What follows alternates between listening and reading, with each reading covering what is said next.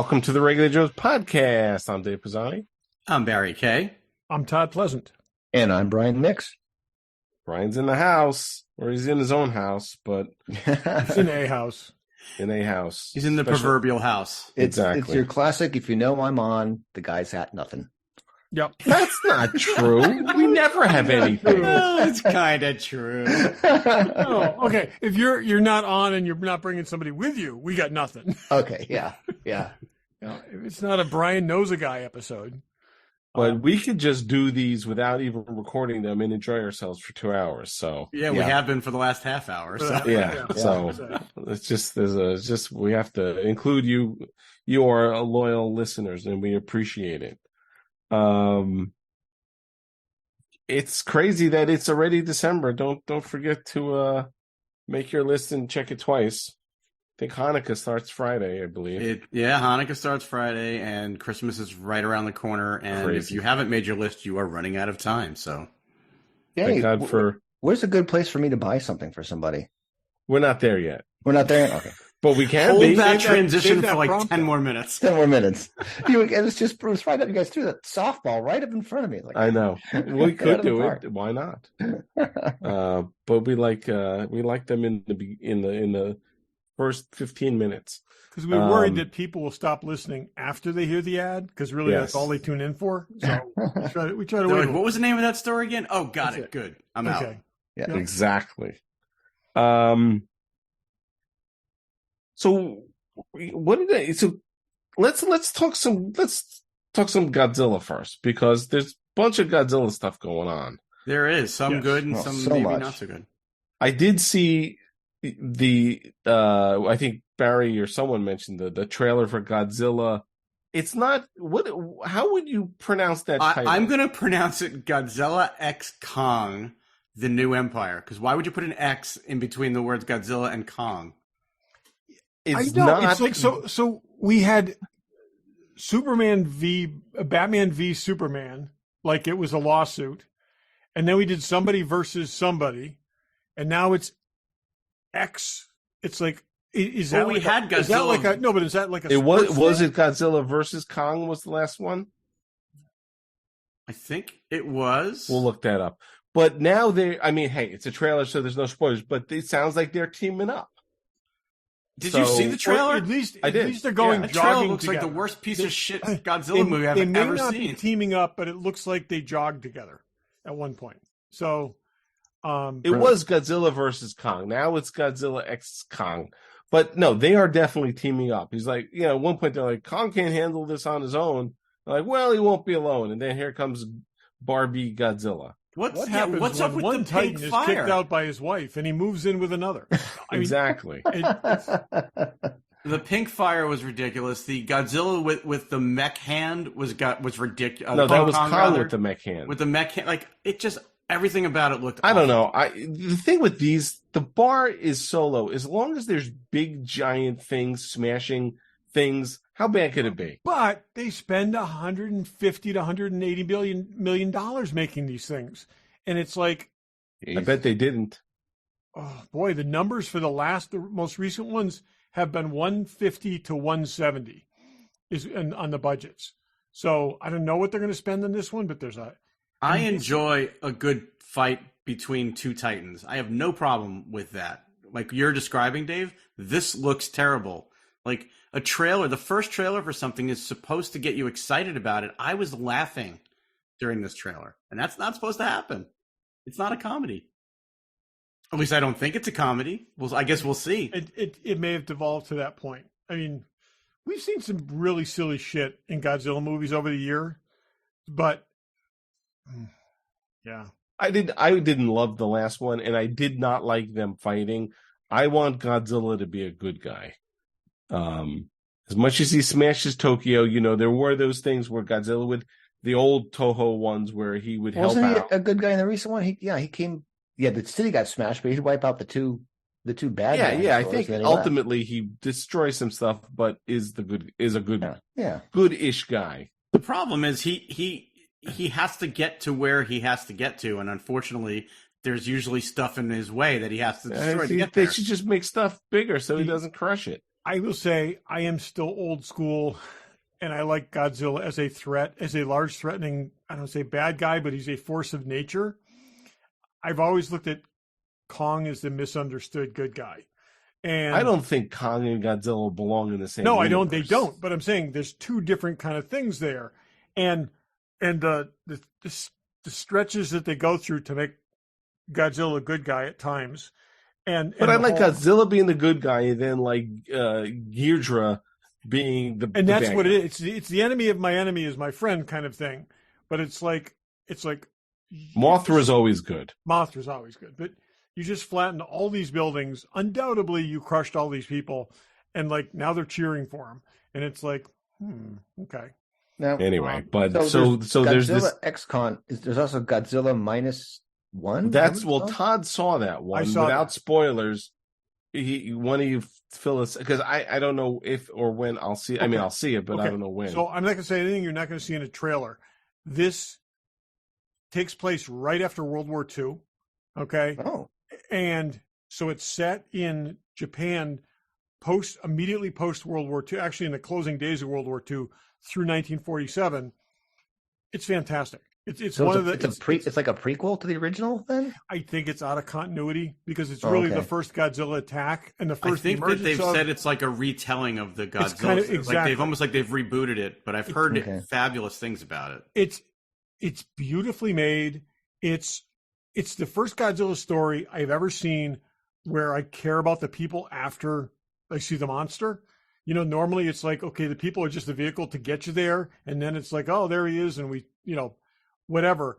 But this is a story about human redemption in a Godzilla story. It's very good. It's just, I don't want to spoil it. It's very good. Japanese and they've It's dubbed it? No, it's subtitled. It's subtitled, but it's very readable and it's very. Sorry, Barry.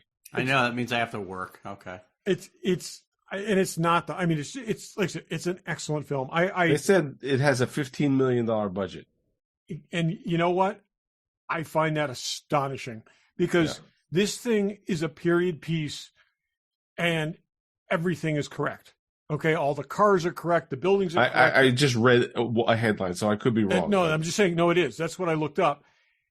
The battleships, the planes, all of that stuff is just done so Did well. you say 15 or 50? 15. 15. 1-5. I'm telling you, Brian, you have to see this thing. You're not going to believe what they did. And again, a ton of it is CGI. Probably a lot more of it is CGI than we even realize. I'm sure all the battleships are and whatnot, but just the set dressings and the stuff I cannot believe they did this for this money. Wow. And this is I've studied Japan after the Second World War. This is very, very accurate. They're basically trying to rebuild a society under a lot of restrictions and with a failed government and all this. It's not a good time. Every adult male that you see, and this is an example I was saying to somebody else the other day, we were talking about it, wearing a belt has like 5 belt notches in. There was no food.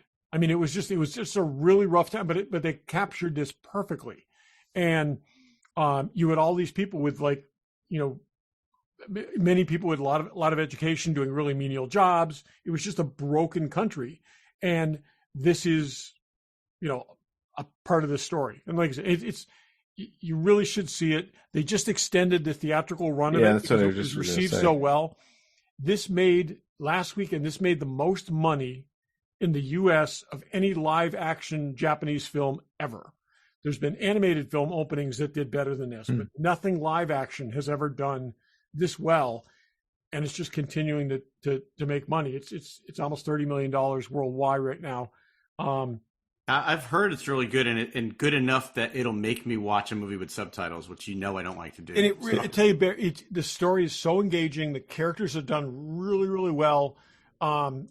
It is clearly it's a Japanese film, but it's almost like the fusion of an art film and a Godzilla film in a weird way that doesn't feel weird. It's a character piece set in a Godzilla story, and Godzilla's really cool. I mean, they do it really, really well. There's a few things you'll see that you can actually see this in a commercial, but the power up thing on his spine is done in a really, really cool way. and it's even there's to some degree it's even open ended, leaving room for a follow up if they wanted to. But this is a pure, in its purest form, a Godzilla film, and it's also not made. Basically, it's not a commercial film. It's not the kind of thing that we're doing to sell toys or whatever else. And it's like I'm super impressed with it. And So and not like Godzilla X Kong. exactly. The one recommendation I would have is suck it up, see it in a big screen, because this is not something that's going to look as good, anywhere near as good as this on your TV. And yeah. So there's also a Godzilla television show. We talked about it last week. Are you watching it? No, I Brian? have not started yet. No. We are all caught up on it. What, 4 episodes? Yeah. 4 episodes so far. It's good. I love it. I think it's great. Yeah. It's what's a it- slow what's it called? burn with enough thrown in. To Monarch Legacy of exciting. the Monsters, or the Legacy. It's of on the, Apple yeah. Plus, Brian. Yeah, it's definitely worth. watching. So Brian, this fits in between Kong Skull Island Kong Skull Island is necessary backstory for some of the characters, and then the 2014 Godzilla film. This takes place in the aftermath of that, so it's dual timelines in the 50s and in 2015, and some of the 50s stuff is confusing because there's 2 different points in the 50s, but this is the timeline from those movies. In those movies you see in Kong Skull Island, John Goodman's character, because Godzilla in that timeline has not struck until for the first time until 2015, he references that Godzilla emerged in the 1950s and they killed him with an atomic bomb, which, this is part of the story. So it's like this really is this hidden company, this hidden group. Hidden Group has more logos than the Regular Joes podcast. Yes, logos yes. on It's everything. This hidden group that apparently, like I said, has their logo everywhere, that is studying and trying to determine how to combat these monsters and deal with them. And depending on what film you see, they're either taken to be crackpots or I think a hugely funded government organization. And this digs way deeper into them. It's really good. I think it's well done. I mean, I really do like the jumping back and forth between the 2 timelines, and I think they've done a good job making it understandable. They are calling out when you are, and sort of like maybe sometimes where you are, but without being super confusing like other shows. One of the clever things is they cast Kurt Russell and his son Wyatt Russell to play the same character. Right, you guys said that. Points. Yeah. And they in the 3rd episode they did this great transition shot from the son's jawline to the father's jawline, and it was just great. So, but and this isn't really a spoiler. What we were talking about when we talked about it last time, that the age difference between it's time his son work. and Kurt Russell in the current era or wherever 2015, 2015, and how he doesn't seem old, or he doesn't seem old enough, and they actually addressed that on the next episode. They really addressed it. They just skipped. They kind of like they brought it up. She said, "Shouldn't you be like 90 right now?" and he says, "I look young," or no, he says it's good genes. Good genes. Yeah. But I'm curious. I was okay with that as a throwaway line, because if we notice it, other people. Part of me feels like there's maybe something that happened to him. They haven't said anything about this. Yeah, so I think so. I think so too. I think there's going to be something that happened to him that maybe he was in suspended animation or some kind of thing from one of these monsters. Because in episode 4, there's no way he would have lived if he was 90. Yeah. Right. Yes. Anyway, yes, absolutely. But I recommend it. It's definitely, to me, it's the nice surprise show of 4th quarter that I don't think we saw coming and is really good. Me too. And given the fact that we don't have a Star Wars show or a Marvel show on, it's nice as a placeholder or a filler. They take what was a loose plot device in the film series and they make it into something interesting on its own. So You know, Okay. I don't know. Did we mention that it's the holiday season? So make your lists. Yeah, we did. And what would be a good place, Dave, to No, use Brian, that? you're supposed to jump As in you again. Brian, you're missing your cue. I'm sorry. Fanboy Collectibles, check them out. They are the right place. Here's what you do: you make a list of stuff you want. Oh, you go on the website, you find what you want, you copy the URL, and you send it to your loved one. That's what you should be doing. That's how you make a list these days. Or send it to Santa Claus, or Moses, or the Festivus guy, or Kwanzaa man. Whoever you want. But they got everything you need, whether it's a pre-order or stuff in stock. Exo 6 Strange New World Spock up for pre-order. Yes. That just came out. Todd, Kotobukiya or Kotobukaya, I don't remember which is the right way. Uhura, which is interesting. Yeah, that's statue. cool. I saw that. Todd, there's a really cool beast statue. I saw a beast Pre-order. statue. He's getting action figures, but there's a beast statue. There's a great Wonder Woman statue. But they got Hasbro and Pops and Sideshow and tons of statues. And if you're action figure collector only, like we used to be, I guarantee there's statues that you'd be interested in. I have a shelf full of statues behind me entirely due to Fanboy Collectibles, and I'm happy with all of them. So, yes. Yeah. I just wish I could pose them. But anyways. Yeah. Yeah. So everything you need, check those guys out. Fanboycollectibles.com. Check them out online. There's you dig through it all. It's all good. Just send someone the website. Hey, find me. I like Batman. Find me something on here. But check them out at their store. You go to their store in Newtown, Connecticut. Tell them the Regular Joes sent you. Speaking of Star Wars, so I guess they pushed back a lot of shows they just announced. Yeah. Barry, did you see that? I heard about Andor possibly being pushed back, but I hadn't seen anything. Yeah, I just read an article this afternoon. So Skeleton Crew, at one point they were saying May even was going to show up the end of 2023. Then I had heard January of 24. Yeah, that has been pushed back to fall/winter of 24, almost a full year. That's crazy. Yeah. And that was supposed to be the next thing we were going to see. That sounds to me like maybe they need to tweak it. Yeah, that's a little weird because they had said it was done filming pre the strike and that we could see it, soon. Yeah, I thought that was just like post-production, wrap it up kind of thing. Yeah, and I don't know if this is from announcements, but anyway, someone wrote this article. The Acolyte, which I don't think we know anything about, that may be out sooner than Skeleton Crew. Skeleton Crew seemed like it was going to be the next thing. They're saying summer 24. If you've been following it, you know quite a bit about it, but you probably haven't been following it. So I do. They've announced a lot of what it is. I mean, it takes place in the New Republic era.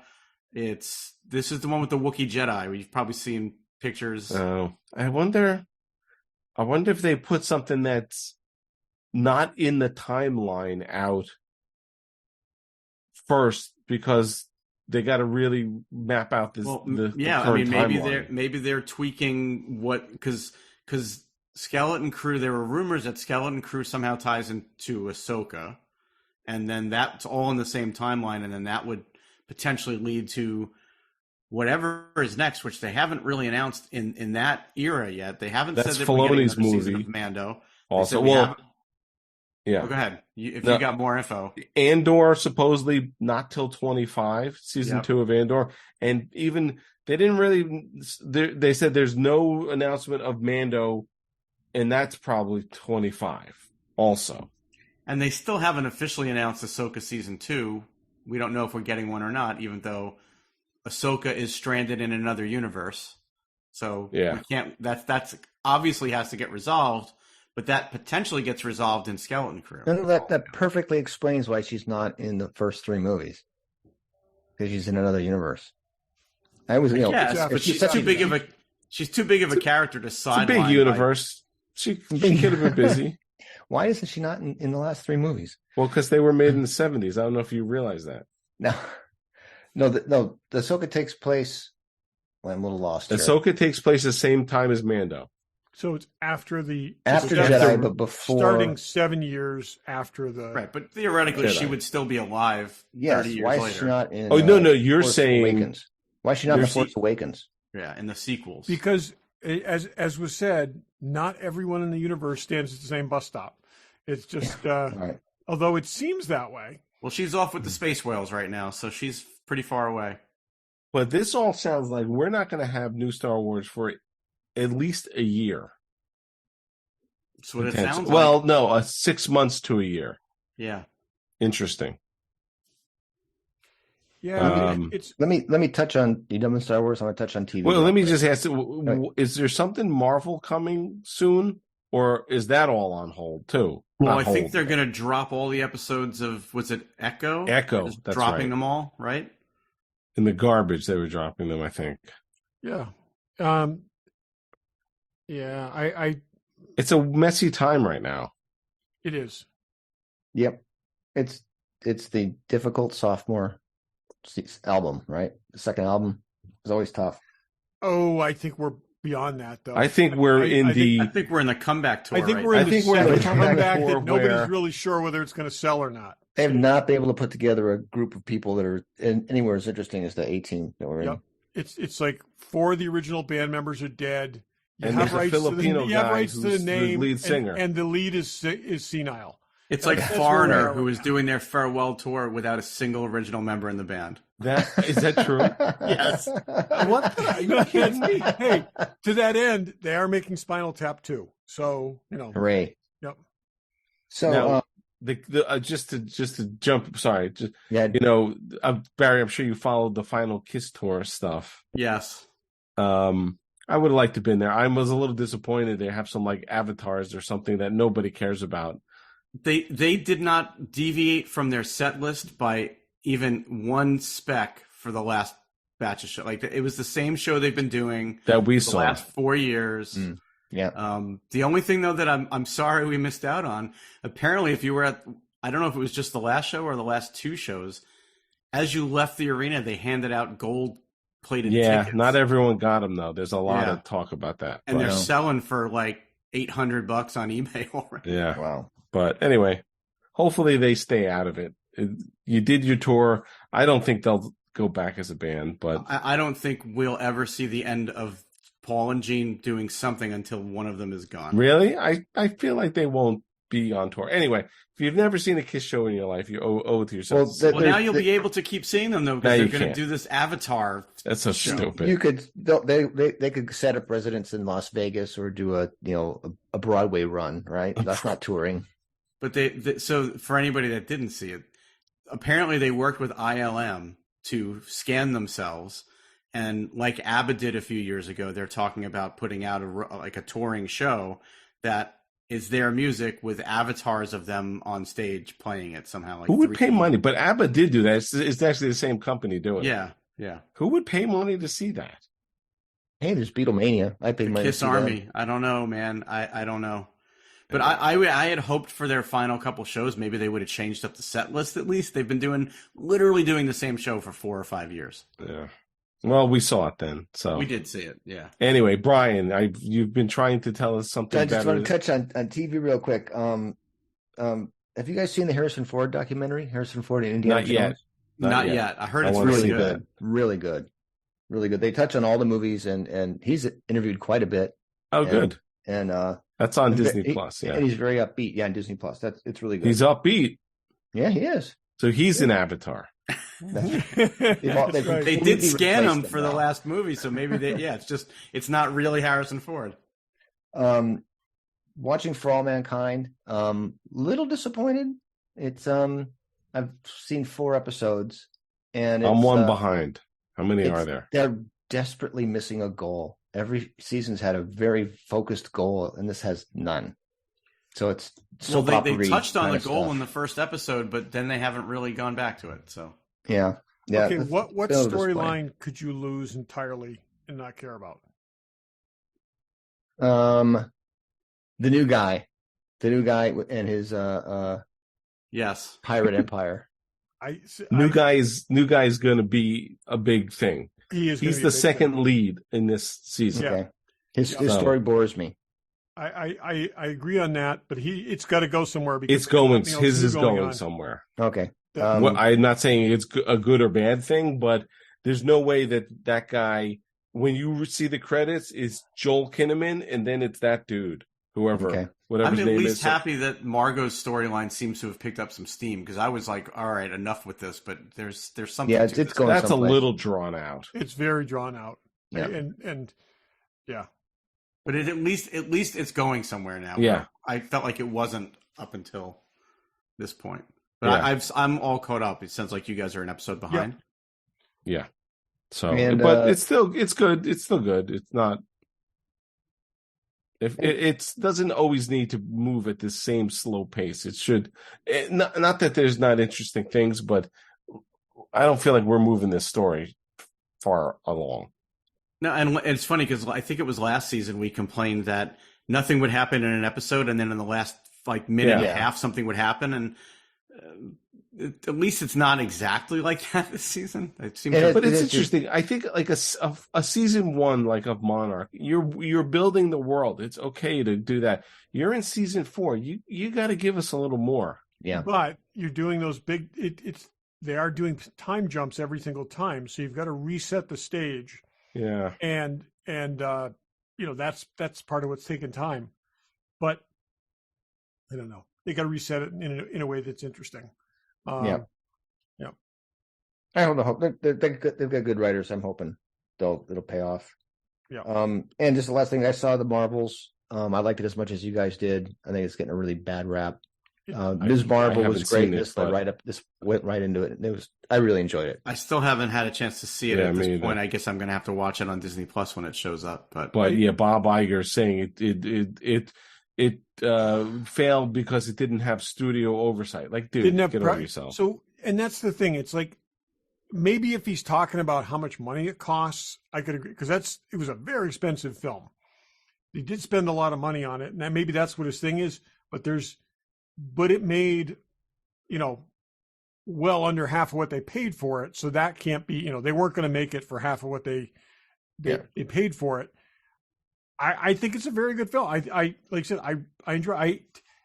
The one I keep analogizing this to is Guardians 2, where it's a smaller, personal, in place film that where it's really about the characters and the characters' interaction with each other, and it follows them far more than anything. It's not a huge villain plot. It's not a huge anything, but you get to understand these characters better. And her character, who, in particularly Captain Marvel, who's gotten very short shrift and has always been very kind of, I'll say one note, but you get a good explanation for that here. And go ahead. I hate to say this, but I think a lot of the problem might be they're girl superheroes. Oh, I agree. Sean and I were texting about it, and Sean said, the 4 reasons that this was bad or done so poorly were superhero fatigue, female cast, superhero fatigue.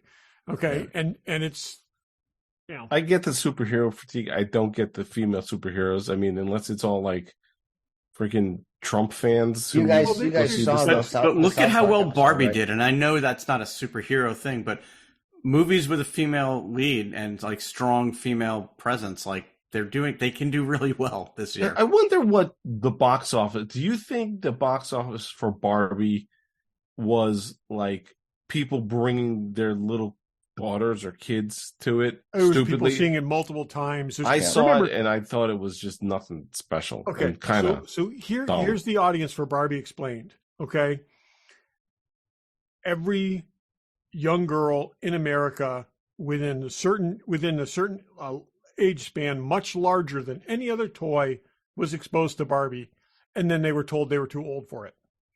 Okay, and this is their point of connection with that.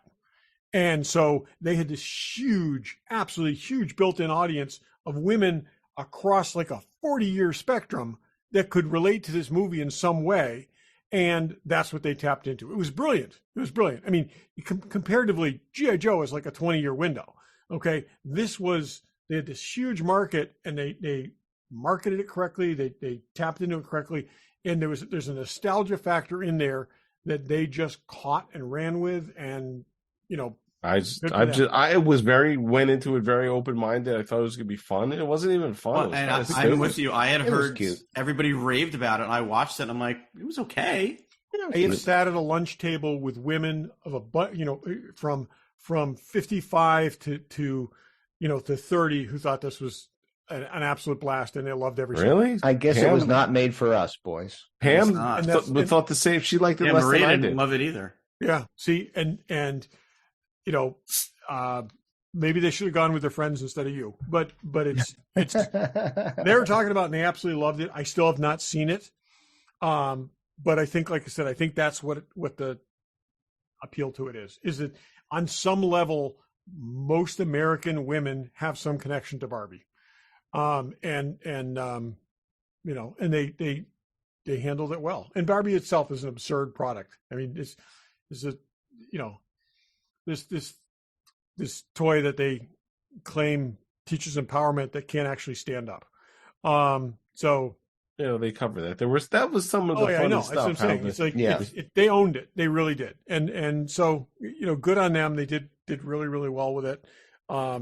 There's but it's not my thing. Probably not any of our thing. So well, here's a show that I started watching that I'm sure none of you are watching. It just premiered yesterday. Is it the bass show on Paramount Plus? Geddy Lee Asks, "Are bass players human too?" 4-episode little micro series, whatever you want to call it. They're 22-minute episodes. I want to watch that because I like him, but I can't imagine anyone watching that show. I know. I mean, again, of course, I'm the built-in audience for anything that has the words Geddy Lee in it, but it's fun. I mean, he in each episode he hangs out with another bass player, and they talk about musical inspirations, and he hangs out with them for a couple of days and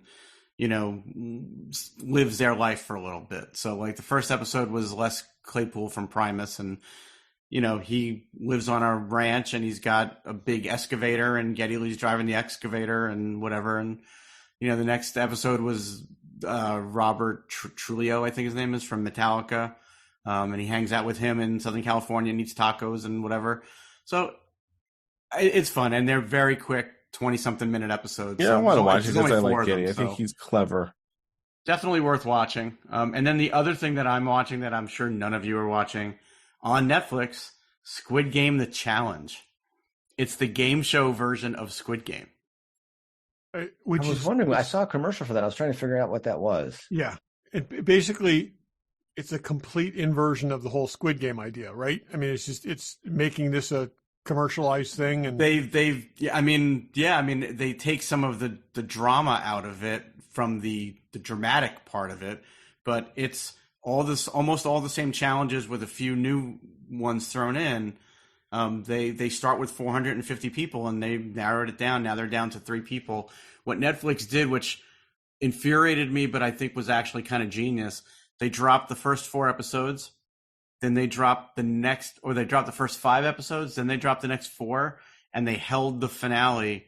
And I think it might have come out today or it comes out this week. So they're trying to build the suspense of you not knowing how it ended, because they're down to 3 people. But you know what? I mean, you guys know I've watched every season of Survivor. I kind of like this stuff, but I actually thought it was really well done. I mean, I'd watched Squid Game, the series. I don't know anything about it. And I thought that they found a way to turn it into a practical game show. And the grand prize is a lot of freaking money. It's like $4.5 million. So this show is basically a parody of reality TV shows, right? The original show. I mean, it's kind of like a dark parody of that. It takes it to a different level because in the show, when you're eliminated, you're killed. So it's not. This is what I'm saying, but it's like a dark parody of reality TV shows, and they made it into a reality TV show. Yes. Anything to make money. Okay. Yeah. I'm the other thing that I was excited to have come back, and I'm watching is Slow Horses, and it's good. It's really good. It's another adaptation of one of the books, and it's one of the better books, and it's, like I said, so far very, very good. And that's also. I don't believe you. I don't know. I can't imagine which of those 2 shows I'd want to watch less. And that's fine, Dave, but that one is extremely well rated and very well I written. want to watch Willow before I'd watch either one of those shows. You can't. They took it away, never to be seen again. Never to be seen again. Yeah. I meant the movie. Yeah. Oh, the movie. Thank God I have it on 8-track. Yeah.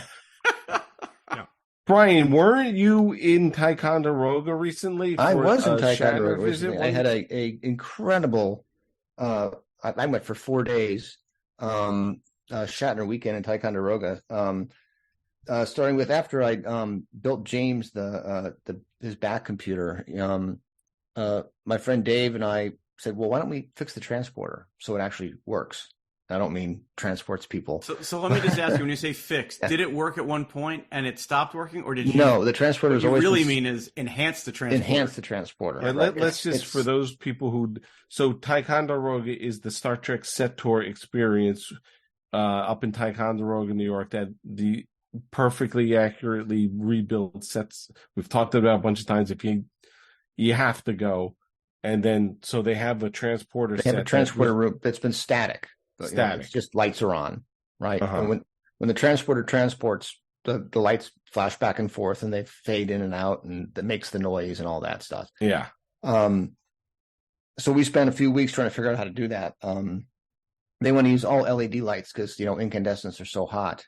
Yeah. Well, fading LED lamps is not easy. It's not good. Yeah. It takes pulse width modulators and all kinds of programming. And my buddy Dave actually has a programmer in Ukraine who is writing the programs for us while we were there trying to install this. But we got it working. It makes the noise, and you push the 3 levers up, and it makes the transport noise. Oh, really? That's awesome. The whole thing. Yeah. Are they going to start using that as part of the tour now? Or? Yes. Yeah, it's part of the tour. And we also put in 2 spotlights, which were badly needed for photographs. I don't know if you've ever seen Ella photographs there. The lights are so bright behind I have that people many are dark. pictures of myself on that transporter pad, and it's very dark. Well, we installed 2 spotlights now. They turn on at the end, so you can see the people who are in the transporter. Oh, that's that's funny. Yeah. And then so that was look 2 at days you before. taking an amazing place and helping make it even better. Yeah, and it's great because you walk around. It's like walking on the Enterprise. They built the sets exactly like the Enterprise is laid out, and it just never gets old walking through that place. It's like just goosebump inspiring. And they added a new set now too, right? Yep. Right. They added the auxiliary control. And how is that? I obviously none of us have seen that yet. So is it cool? It is. It's a big room. I was really surprised. I didn't know they had that much space left. But yeah, it's a really big room, and it looks just like auxiliary control. And they run the Doomsday Machine on the big screen in there. Oh, cool. Yeah. And it's really great. They let me see. So Shatner was Shatner. I watched the Shatner tour. I walked through with the Shatner tour. He's got some good stories down now. He does some stories on the scalpels that are really salt and pepper shakers. He tells that story in Dr. McCoy's office, and he talks about the fight scenes he used to do in engineering. He didn't do the fight himself this time. He had a Taekwondo guy wheel the Batlev, the Klingon Batlev. So everyone stood back, and this guy just went to town throwing this thing around. It was the Batlev. It was the Batlev from Picard, so it was actual screen used Batlev that he was. Oh, that's cool. Wow. And then just like Bob Hope showing up at Johnny Carson. Look who's here! Hey, it's our buddy guys. Derryl. Hey, Derryl. Hey, everybody. Oh, you just happened to be on the studio lot doing a special and decided to drop in. Yeah, I've been monitoring the show the whole time and just decided I tried to get on right when you were blowing up slow horses there, Dave, but I missed it. Oh, but I heard it. Them's fighting words. I know Daryl's a show, fan. Darryl? Daryl's a fan. I love slow horses. It's awesome. Please. And how do you still feel about Willow? This season is really fun too. Like Patty and I watched the second episode last night, and we just came away saying this show is just so good. I was just saying, this is one of the better books in the series, based on one of the better books in the series, and where it's going to go from here is great. And if you need a nap, it's a perfect vehicle for that. And it's funny. It's so freaking funny. Because slow is right in the title, right, Dave? It's slow. The pace is a lot quicker in this. The pace is a lot quicker. It should be incredibly slow horses. But Anyway. it's great. Anyway, thanks for having me, guys. Derryl DePriest. If Dave, you didn't say it, did you say that? I may have. I don't know. Bob, I just said your first name. Everyone's I asking didn't... themselves who's Bob. Derryl, you're supposed to come on and say, "And I'm Derryl DePriest." Hey, but Brian, I heard you talking about Ticonderoga. I'm looking forward to going there in the spring. May, I'm planning a trip around the country. Oh, really? Well, up to the Northeast anyway, and hitting that. I'm still tell you guys, pick the date and we can go do a show there. Yeah. Gotta pick a date. We have to do we're that. We're definitely taking you and them up on that. Yeah, we can absolutely do that. Well, I'll give you the dates. It's going to be sometime in May to coincide with the first Brimfield show, and I'm going to go see Todd. Go up there and see you, Todd. Yep. So that'd be great. That'd be great. Well, if we can make that work, that would be awesome. Yeah. Yep. Great. You were talking about Shatner. I was talking about Shatner on his talk. He didn't have a lot to say so much as he would quiz the audience. What do you do? What do you do? And of course, half the people in the audiences are rocket scientists. I mean, no kidding. One guy was rolling out AI. Another guy was rolling out quantum computing. And Shatner was introduced to the fact that when AI meets quantum computing, there'll be no secrets. Right? That's It's going to break every code and every.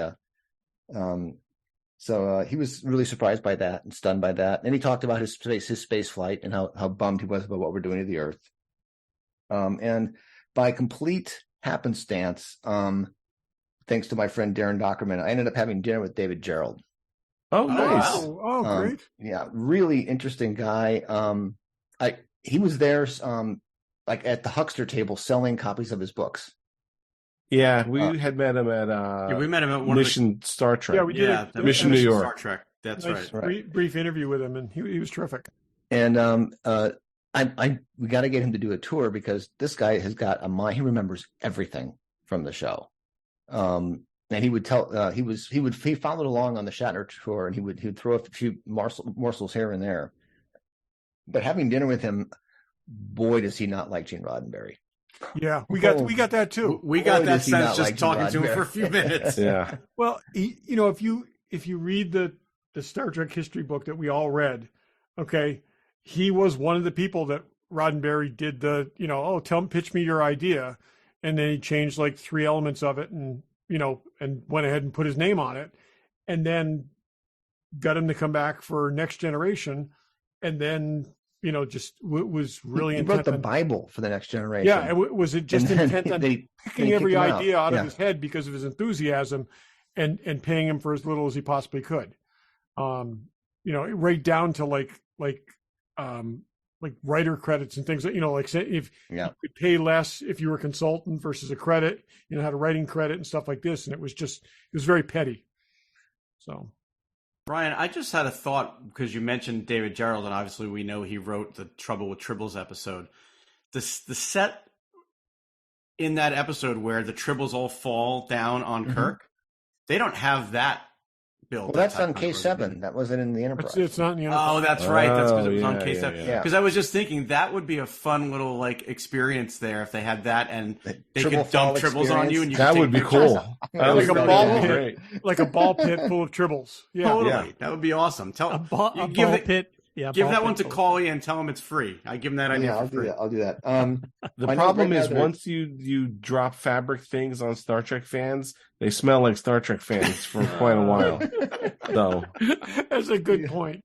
Yeah, why are all the Tribbles in plastic bags? Never mind. Just have a bottle of Febreze handy. Yeah, he has the shuttlecraft, the original Galileo full-size shuttlecraft that has permits into the city to get a new building outbuilding just outside in the parking lot there where he's going to put the shuttlecraft in. Is he going to build it like a planet set, like it's landed, or is it going to be? Right now it's just going to be on display. But he's working on the building next door. But it is a mess. It is, it's a pull out the ceilings, put a new roof on it, kind of reconstruction thing. So that's where the next gen. That's where the next gen's going to go. Right. Yep. Because I think it was 3 years ago, the first time I was there, he told us that he was going to do that. And backstage behind the current tour, there's all kinds of pieces and parts from Next Gen. Yeah, they've been posting them making stuff. Yeah. That's awesome. It's great. It's awesome. Yeah, if you haven't been, you've got to go. If you're a Star Trek fan, Can't you've wait got to go. see it. Yeah. Yeah. And even if you've been there, like they just keep adding things and changing it up and even if it were exactly the same, like I've been there twice, I'll go back time and time again. Oh like, yeah. I tell you, You're the in the moment area, when the doors pull open and you walk in there, you know, you're in this room with the kind of museum room that has all the stuff on display, and that's kind of cool. And there's more and more there all the time. But when those purposely looking stage doors just slide open and you step foot through those doors, it's like it's incredible. It's an amazing experience. So. That was my trip up there. It was had a great time talking to David Gerald and Darren Dockerman and James Cawley. I can't even imagine. That sounds awesome. Now, Brian, are you just like tech support there? More than that? I mean, yeah, I'm done my best to be a regular tech support guy there. Regular tech support. All Yeah. right. Even though he's 8 hours away. So next time we're going up, we're gonna currently the orange communication panels that go on the walls over the set. Yep. The red alert button works on all of them, but the communication thing doesn't do anything. What we're going to do is set conversations on every single one of them. That's a little different, but it's only the conversation from the other side. So if you can like have the triple conversation, hit the button, it'll be the triple I didn't know 12 Klingons constitute a swarm. You get those lines and the lines. Yeah. So we're going to put awesome. a different one in every single one of the orange communication panels. That's our next. That'll project. be cool. So like the docents can actually make that part of the tour, like in every room. That'll be cool. That sounds cool. Well, Get there if you haven't gotten there, people. Yeah, 100%. I was just gonna. I went to something this past weekend, not even remotely as cool, but I'll just give you the 30-second review. I just have one last question for Brian. Just confirm or deny. You have a background in robotics. Is Shatner? You keep going there. Shatner keeps going there. Coincidentally, is he a cyborg? He does have implants, but I wouldn't say cyborg. Okay, sure. Keep going with that story. Barry, continue. Follicle implants. Okay, so I went. We talked about it maybe a week or two ago. I went to WinterCon in New York here this past weekend. I went day 2, so it was Saturday and Sunday. It was really bad weather here that day, and I think that might have contributed. It was raining and foggy and windy, and I went there, and there was nobody there. I mean, it was... And I talked to a few of the vendors and some of the guests there, and they said that Saturday had been more crowded. I don't know how much more crowded. I mean, anything would have seemed more crowded than what was there when I was there, but I went there with two of my friends, and it was really, really dead. And Dave and Todd, you guys have been there. You know, like we've gone and like when the Blade Runner cast was there, like you might have waited a couple minutes. Like there was never a huge line for autographs. There was nobody at these tables. Like I only went up to get one autograph, and I walked right up. It was Femi Taylor, played Ula in Return of the Jedi. I talked to her for like 10 minutes. She was telling me about what she's planning to do in New York while she's here. There was while I was having that conversation with her, the woman who plays Uhura from Brave New World was sitting next to her. Nobody came up to talk to her. Really? Spencer Wilding was at the table next door. He wasn't even sitting. He was just like a ball of energy walking around. Nobody was there to see him. But even the Uhura woman, that's too bad. I saw a few people while we were hanging out in that area go up to her, but I don't know how these people... I mean, hopefully they got some kind of guarantee or something, because there was no action at all. Were you like early on Sunday? Were you where were you? Well, it opened at 10:30 on Sunday, and we got there around 11. And by the time we made our way back there, it was maybe 11:30.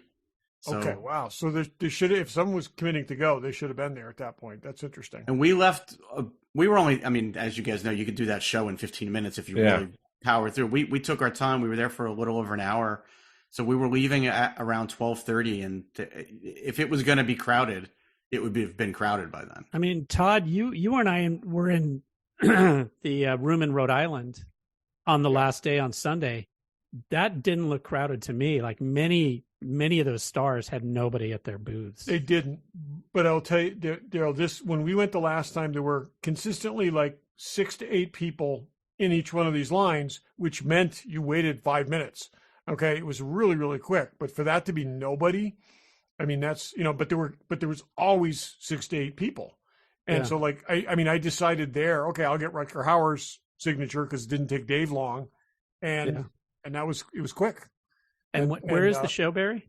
It's at a Resorts World casino in Queens in New York. So it's accessible by public mass transit, and for me it should have been a 45-minute drive, but the weather was giant bad. Metropolitan area. It's not like some rural podunk show. Right. I mean, it's always a small show, so it's never a huge show anyway. But they had a decent guest list this time. Like, so the people were talking to were on sort of the outside row.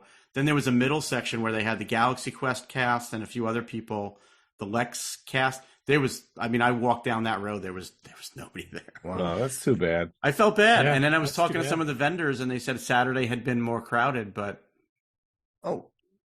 not great. On this autograph subject, last show you guys were talking about Mark Hamill was signing again, but you didn't say where. San Francisco. Oh, it was a show in San Francisco. San Francisco. Like 2 weeks ago or last San week. Francisco.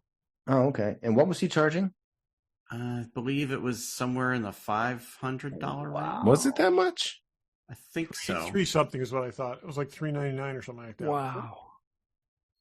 I mean, keep in I'm mind, to get his autograph he again. was, going back to 10, 15 years ago, he was charging $125. The last time I got his autograph was at a celebration. I think it was maybe $200. Well, I think I paid $150 for the one I got, which was a wild. But When when always you look been at on the outer edge of cost. yeah, but when you start to look at like what a Harrison Ford gets, Harrison Ford's charging $875. Yeah, so I mean, he's still way less than that.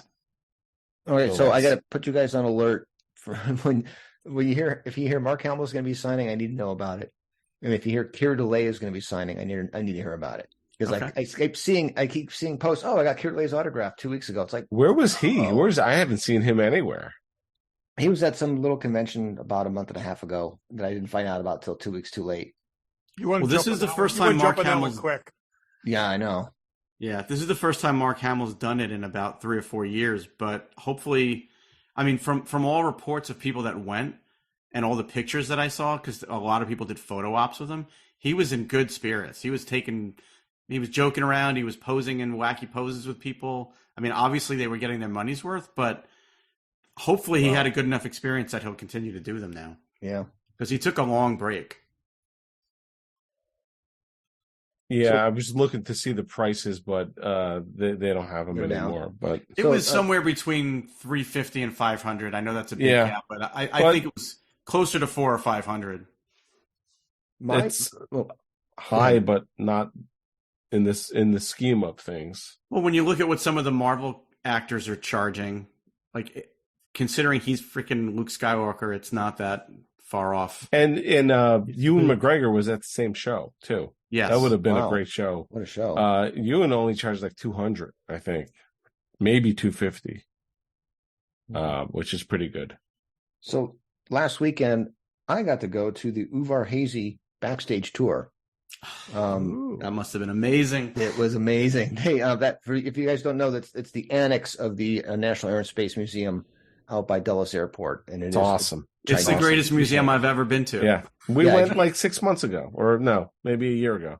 It was their 50th anniversary, believe it or not. No, 20. I'm sorry, I'm thinking about us. 20th anniversary. And so they had a free backstage tour where they walk back into the workrooms where they're working on the actual airplanes, because that's where they restore them all. And in front of every aircraft was the person who's actually doing the restoration. Wow. You could ask them any question about it, what they were planning and what's this thing about, and write down how much does an FA-86 weigh. This guy they're going to, in the jet hall in the downtown museum, they're going to put up an F-86 inverted flying over the top of you. Wow. So he's talking about taking everything out of it he possibly can to make it as light as possible. No engine, no landing gear, take everything out of it. It's amazing how they do that. That stuff. museum, and so you got to go inside, but they also have an observation area where you can watch the restorations there. Right. And I mean, my family literally had to drag me out of that place. We were there for probably 6 hours, 7 hours, and they were like, "All right, we've had enough, Dad. Can we get out of here?" But I was love there. that place. almost. I was there with my nephew and my sister not too long ago. We visited there, and they were refurbishing the V2, the German rocket. And I was hoping to talk to the guy, and it was gone. But the guy that was there working on a Polestar, one of the satellites, was the guy who'd done the V2. Telstar. They're still running a Telstar. Polestar's a car. Pulsars. And the V2, he said the biggest problem with the V2 was the museum got it in the 70s and decided that, well, rockets are smooth. So they covered the entire thing in Bondo. Oh, What? And painted it black and white because rockets are black and white, right? Well, the only times they're black and white is if Wernher von Braun was test firing them, right? Because he wanted the checkerboard, so if they spin, you can tell. Was this the same person that did the original Enterprise restoration? Because it sounds like it. No, talking every single one I talk to, they talk about how, because right now they're taking the entire museum apart, refurbishing, putting it all back together again. In the downtown one. The downtown one. Yeah, I was there a few months ago, and it's a ton of it's closed off. When they put that stuff up, they wrote nothing down. When they restored, they wrote none of it. They took a few black and white pictures, and that was it. So they're like, "What order do these things go up? How do they come down? How are they tied in?" They don't know anything. So they're documenting tons of stuff, and they stripped every bit of Bondo off that rocket, and are painting it green, which is the color it's supposed to be. All the original, you'd walk into the lobby and all those original rockets, those are all gone. Yeah. They're restoring them. They're going to put them back. Yeah. Good. Yeah. So it'll be a couple of years, but it'll be worth going back to. Oh yeah. And they had they had all the original German plans for the V2 there. And they were talking, remanufacturing screws, these special kind of floating screws to dock the top to the bottom over the top of the fuel tank, which was separate. Now they're putting it back in. But I mean, the main museum downtown, as amazing as it is, I found the annex to be so much better. It is more amazing. Just because it's all the stuff that can't fit in the downtown. It's crazy. You got to do both. You can't do one or other. And the downtown one is definitely the destination. I think we talked about this. So the Destination Moon section is done, which was great. But like 40% of the place is closed, if not more. 50% is probably closed. Yeah. When I went, I think it was over the summer. I went. I didn't think I mentioned. So they have little kiosks with little things going on. And outside the Destination Moon thing, it's all about every, and that includes like Mercury and Gemini and Apollo, obviously. They actually had this bundle of fabric, this like swatch of Apollo lunar suit fabric there, like all the layers, which it was actual error, from the error. And you could touch it and handle it and stuff, which was wild. The amount of layers, and there's rubber and there's mylar and there's beta cloth and there's all that. That was really cool because they had not had that out there before. Both museums are must see. While we're on the topic of space, has anybody seen the trailer for the new movie ISS? No. I gotta say, on a certain level, I find it offensive. Did you watch it, Todd? Yeah, I did. I saw the trailer when we saw. I just seriously. Is it a horror movie or something? No, it's I'll describe the plot based on the trailer. So they're on the ISS. It's the Americans and the Russians, and it's a bastion of cooperation, and while they're on the ISS, I saw this yesterday. And they see World War III and bombs going off, and the Americans and the Russians are bombing each other, nuking each other, and they each get messages from their governments to take the ISS from the other. So while the world is blowing itself to bits down on the ground, they're up in the ISS trying to fight each other for control of the space. Wasn't that the plot of 2010? Yeah, that sounds very much like 2010.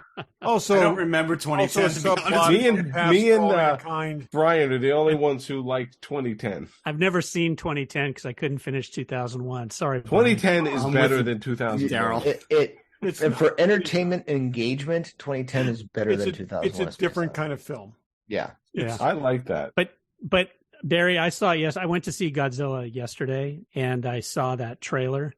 And it made me wonder. I'm like, this could have been a play? Is it entirely shot in the ISS? I mean, the whole thing could have just been. Well, it's not, because basically every shot they show is bigger than any space on the ISS. Okay, and it's like, and so it's like a TARDIS. They're also weightless on the ISS, and it was just, yeah. I just, everything about that trailer looked like, just, what the F am I watching here?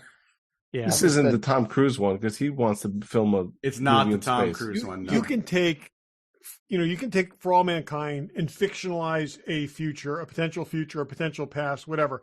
But when you take this living, existing thing that is a model of cooperation, okay, and a ton of people have put huge chunks of their lives into making it exactly that, and then, turn it into something like this. It just, I don't know.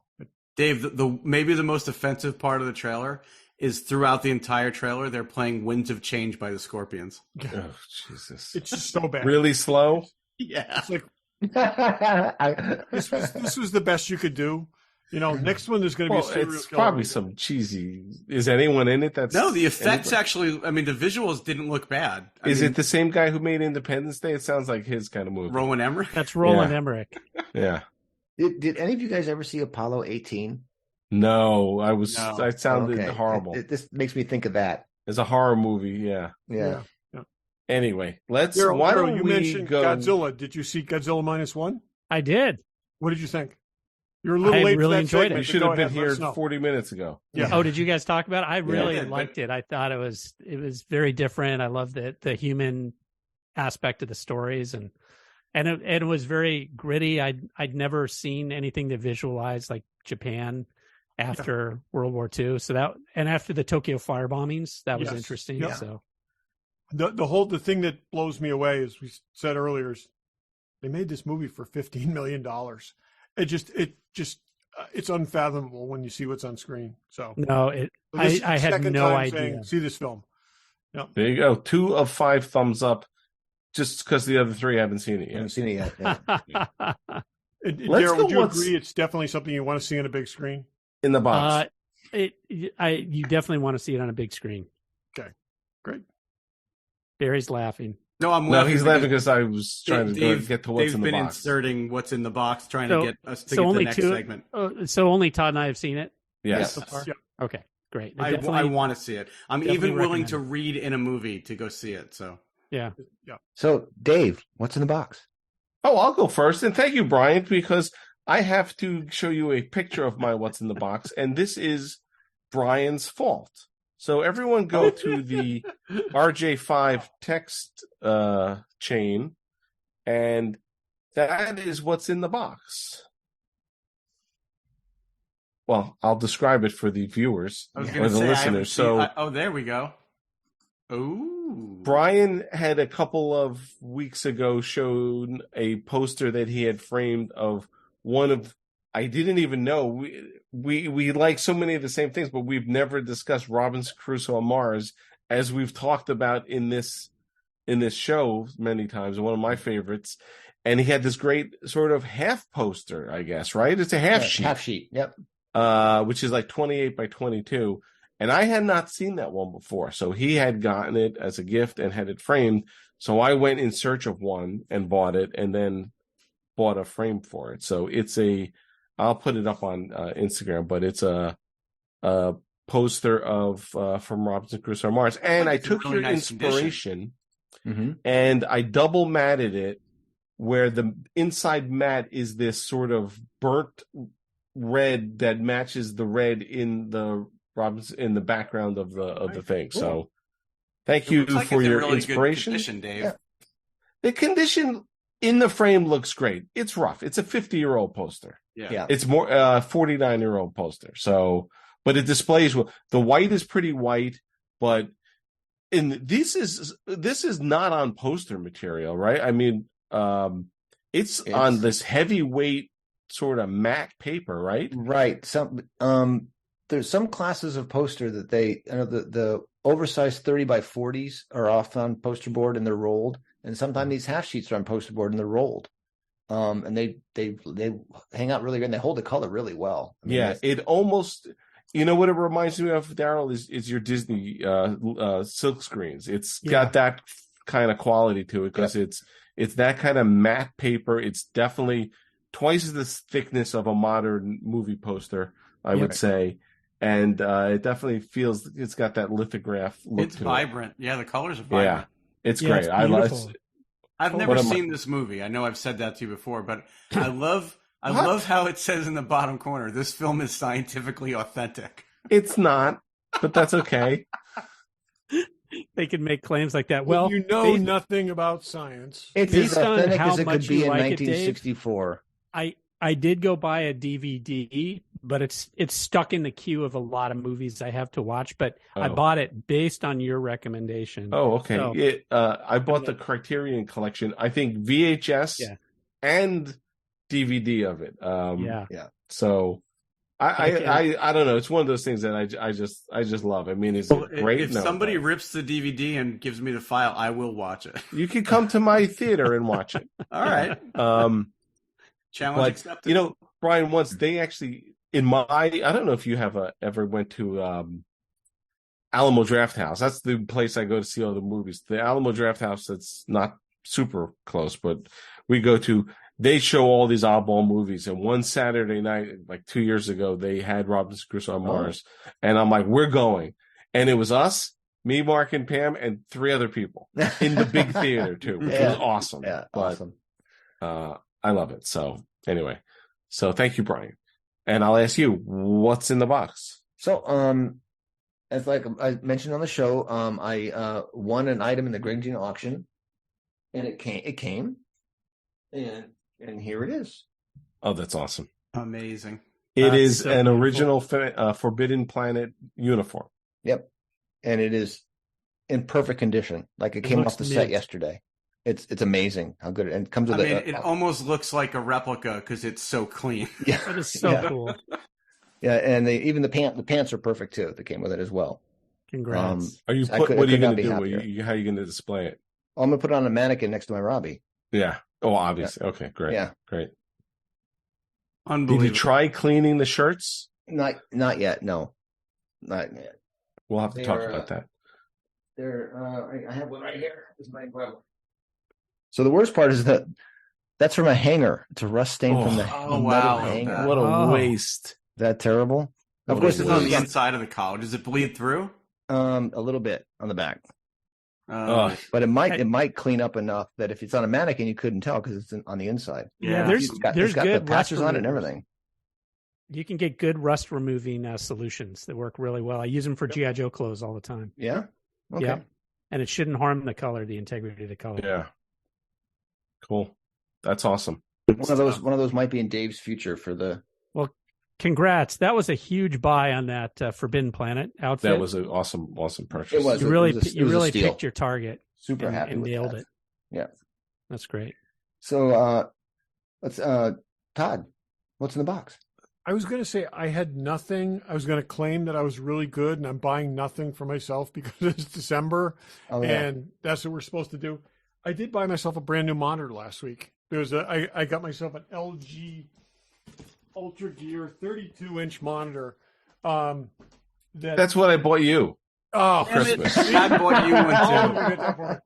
That my coworker told me I have this same monitor on my desk at work, and it's a gaming monitor. It's like a $300+ monitor that for Cyber Monday was on sale for $169 at Walmart. But you had to go pick it up, and it wasn't at any of the Walmarts except the closest one to me. So it worked out absolutely perfect. And he had to punch only 3 old ladies who were trying to buy toasters to get it. I will say, because I don't have the Walmart app, I had my coworker. I just had my coworker order it through the app, and then designate me as the pickup person. And I went down there, and the person who came out did not speak English. And was like, no, you're not this. I showed him ID. You're not this person. I'm showing him the printed out thing that says designated pickup. It was a little more complicated than it should have been. But I got a great monitor and for $169. So that's the only thing I've unboxed in the last week. So Barry, what do you got? Todd, you're good about that. Who's the worst about our pact? Yeah, he knows who it is. That's why we just passed off to Barry. So, well, what I'm going to show you now, I ordered in March. Okay. Sure. So it just literally doesn't matter. Today. I'm going to struggle to pick it up because it's so freaking big and heavy. Derryl, are you familiar with this book? Which one is it? This was a Kickstarter thing. It's called the Star Wars Toy Guide, Volume 1, Kenner Action Figures. No, I don't think I'm aware of this. By Gianni Venturini and Gregory Armstrong.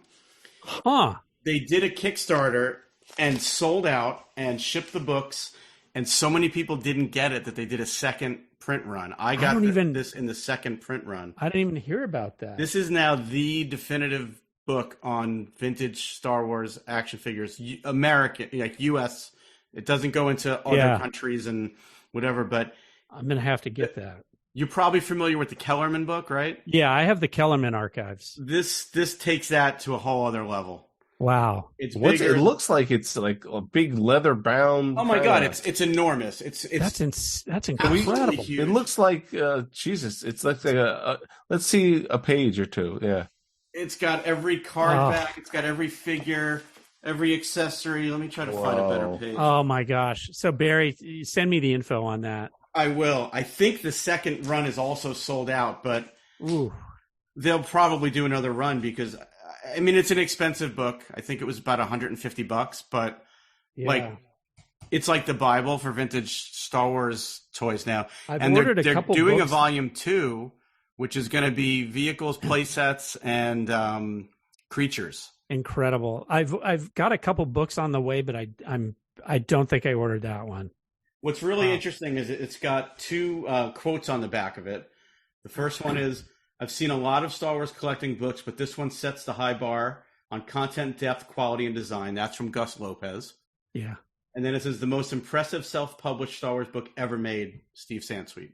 So those are good. It's an awesome book. It's 500 pages, over 6,000 images in there. Oh my gosh! Yeah, wow. It's pretty crazy, but it's heavy as hell. I couldn't believe when congratulations! I'm gonna have to get this one too. Yeah, I'll send you the info, Derryl. Oh, so the publisher is called Read 5 instead of Red 5. It's READ 5. Oh, that's funny. Read 5, interesting. Read 5. Wonder if it's related to Read Pop at all. Derryl.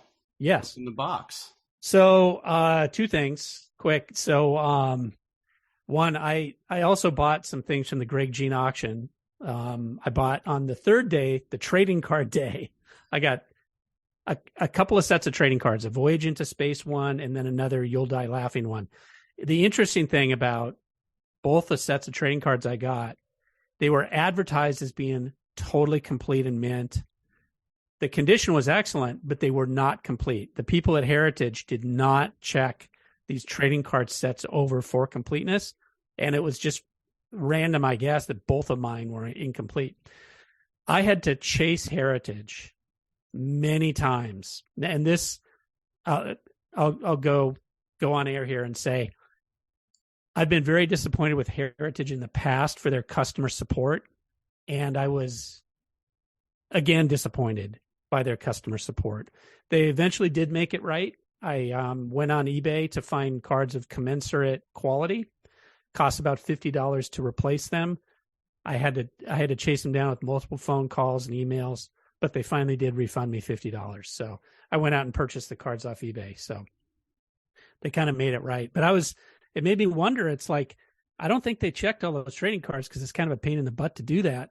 Mm-hmm. Or did other people, have the same problem in that Greg, collected immense, amazing quality, but, he might have put those sets together a card at a time and wasn't done with all. Or just never complete. Yeah, exactly. Yeah. Never completed those sets, and there was no notes to that effect. Right. And knowing everything we've heard about Greg, he might have put those sets together 20 years ago and just forgot that they were. Yeah, I'm sure. Or he was hunting cards, and he would only buy them in the quality he needed, and he had a checklist that he was, checking against, but that wasn't married up with the cards. So yeah, it's interesting. You got to wonder how many other people got incomplete sets that no one is aware of. Yeah, they didn't know what to check. Either Heritage doesn't know, or the winner doesn't know, because but card sets are usually numbered. It's not that hard to figure out that there's cards. Well, with all the shit they were selling. But I love their customer service, because they emailed me and said, we know you're friends with Derryl the priest, and they said, since we didn't ship him something, we're not charging you shipping. yeah, So that's right. Yeah. we missed that pre-show goal. Yeah. But yeah. And the second thing is, so Todd knows this. I conducted an experiment this year, and I like to buy Marvel Legends figures. Love Marvel Legends figures. So I like to kind of get all of them, but I'm starting to not buy just really tiny micro variations of figures I already have. But this year, my experiment was, I'm not going to buy any figures until they go on sale in the fall. So I keep a spreadsheet, and finally, Entertainment Earth did a, buy one, get one 50% off. And then Hasbro Pulse premium memberships did a 35% off. And then I moved in and I bought practically every Marvel Legend that's been released this year for 35% off. so you didn't miss out on any? No, I did miss out on some, and that's the key learning. The ones I've missed out on, and what seems to be the hottest Marvel Legends, are a lot of the Spideyverse ones. Yeah. And I think it's just because just so many people love Spider-Man. Yeah, it's broad appeal. It's very broad appeal. So I've learned, grab the Spidey figures, but everything else, everything, can be had for 35% off in the fall. So I think there's also a glut of Marvel Legends products. So today I unboxed 56 Marvel Legends figures. Great. And Wow. my afternoon was putting And does the former toy line product manager in you cringe a little bit at this concept? Well, I've been wondering if another shoe is going to drop at some point, because you especially see the way the Marvel movies have been trending down. Hasbro's been producing a ton of figures, and they're playing around the margins of the Marvel universe pretty heavily.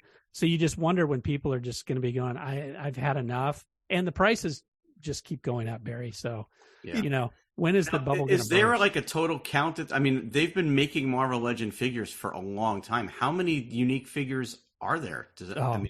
It's roughly a gazillion. Yeah, a gazillion. Yeah, I mean, is there a checklist out there? I wonder. Oh yeah, there are several online. When we have the Derryl the priest auction, is some guy gonna? I'm missing figure number 72 because it was not. I want my Build a figure is missing its right foot. The other thing, Derryl, that I do with them is I put them on my wish list in Amazon, or I put in my cart and then I take them out of my cart so they go on their wish list, and then I just watch the prices, because you'll have a day when random figure that's $24 is now that's how I got the Iron Man. For one day it was like $16. Yeah. And I was like, okay, done, want it. Yeah. And it was a $24 figure that I was watching, and I have yet to lose anything on that. I find some of the things that I put on pre-order sell out, but then come back. Yeah. I've done the same thing, and I try to always get at least $5 off, but yeah, it's and there's a lot of figures, but there's also some. There's so many you figures. You can look at these lines and you can say that's going to be a cheap figure, and like the Everett Ross figure. Yeah. I don't know why. Like $7. Okay. And the other one is Sharon Carter, who's perennially like $13. Exactly. But there's some great, they do some really great stuff. And my picks the last few weeks have been them, and they're just, I love them, and they do such a great job. So Derryl, when you say unboxing, are you taking them out of the package or just out of the shipping box? No, I take them out of the package. I take them out of the package. I put them in Ziploc bags and just put them in my archives. I label them so I remember what wave it was and the Build-A-Figure it came with, and then I just put them away. And I do that because someday I still harbor hopes that I'll set up a huge display of Marvel Legends figures, and it'll just be really fun. But it will, because I will be there for 3 days doing it with you, and it'll be there. Yep. Except the tension we have is Todd will try and set them up without bases, and I need without I need bases to put- in action poses. Every Yeah, single I've one. been there. I've been there for 20 years. It's tough. Yeah, but the thing is, I don't know where I'll ever have the space to do that because I've got too many other freaking things I want to display. Star Wars and We need a G.I. Joe warehouse. figures. We So, need. I don't know what I'm gonna center do. We need to display buy area a in your combined room. warehouse that we can all share Just- somewhere. I'd like that. So Which Derryl, then turns at some point into an antique mall. Because exactly the center As display long as area I'm dead, I don't care what you do with everything. in your display room. That center is get a huge sheet of plexiglass made that's the same size of that and suspend it from the ceiling, so that you'll have to duck when you're in the center of the display area, but you'll have that whole other like 24-inch tier above that, hovering above that. Could be amazing. That's cool. That's a good idea. And every single one is going to stand there on its own with no stand. Good luck No with stand. that. Absolutely. Yeah, There'll be some fishing line and some museum putty involved, but we'll make it work. yeah. Anyway, well, that's what it's. Everyone went, right? Yeah, we Yeah, all went. everybody Yeah, went. yeah. It's a lot of us. So that's within the box. So I think we have a last thought.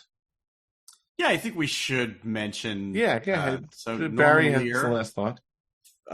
in a famous world-renowned television producer, Norman Lear, died yesterday as we record this. He was 101 years old.